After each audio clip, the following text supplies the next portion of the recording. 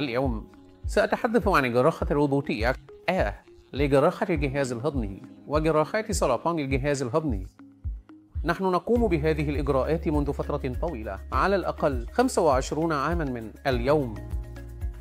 وجراحة الجهاز الهضمي الروبوتية هي تقنية حديثة تطورت على مدى العقد الماضي، ونحن نقوم بها منذ 11 عاماً، ونحقق نتائج أفضل مع الحد الأدنى من التدخل، حيث يمكننا حتى إجراء جراحات السرطان المعقدة والحالات الحميدة المعقدة باستخدام هذه المنصات الروبوتية.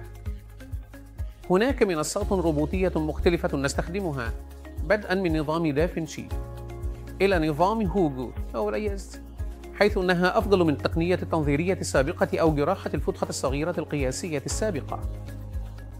يتحسن المريض بشكل أسرع ويعود إلى عمله مع حد أدنى من التشوه الوظيفي.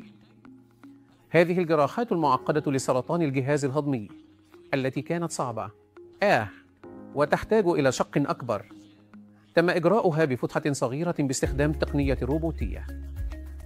ومعظم مرضانا الذين خضعوا لجراحات الجهاز الهضمي الروبوتية، بما في ذلك جراحات السرطان، في حالة جيدة، ونتابعهم بانتظام، وقد نشرنا النتائج التي حققناها، ونتطور إلى مرحلة أخرى حيث نستكشف إمكانية، ونأمل أن في عام 2025 سنكون قادرين على إجراء الجراحة الروبوتية عن بعد، حيث سيقوم الجراح مثلي بالعمل في مستشفى أبولوميا، وسيكون المريض في مكان مختلف في الهند، ربما في مكان صغير نائي، حيث يمكنهم الاستفادة من خبرتي في مكانهم باستخدام التقنية الأكثر حداثة والحصول على أفضل النتائج.